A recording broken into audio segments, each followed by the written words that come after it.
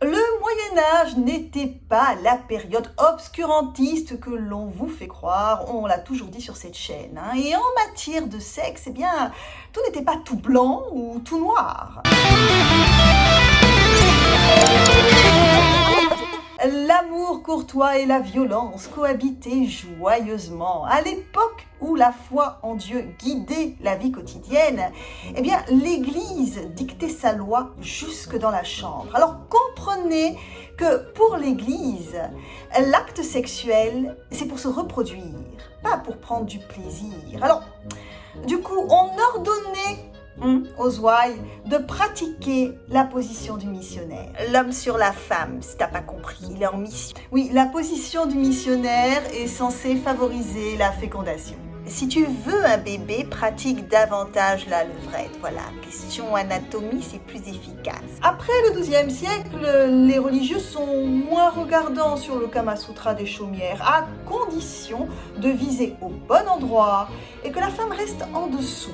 Ce que l'on appelait pudiquement à l'époque la position du cheval érotique était considéré par les médecins comme terriblement dangereux et par les théologiens comme un outrage à l'ordre naturel. Dieu a conçu un ordre en 6 jours. Bon, c'est pas toi qui vas venir tout chambouler au prétexte que. Depuis Lilith, la femme n'a pas grand-chose à dire. Le calendrier des rapports sexuels est strict, pas plus de 2 rapports par semaine. Dans l'année, on compte environ 250 jours d'abstinence. Alors, je ne parlerai pas de l'homosexualité proscrite, évidemment, mais sachez qu'il vaut mieux aller au bordel que de se masturber. Ou pire, masturber son partenaire, véritable péché mortel. Ce qui est grave, c'est la sodomie.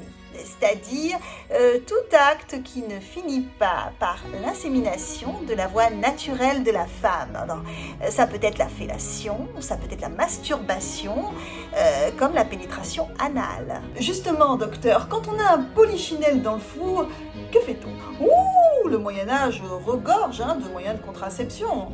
Plantes, accroupissement, génuflexion juste après les rapports sexuels, éternuement, amulette donnée par le curé, quoi d'autre encore? Ah oui, injection d'eau glacée. Mais par contre, niveau efficacité, on repassera. Mais l'église qui interdit n'est pas en reste côté plaisir.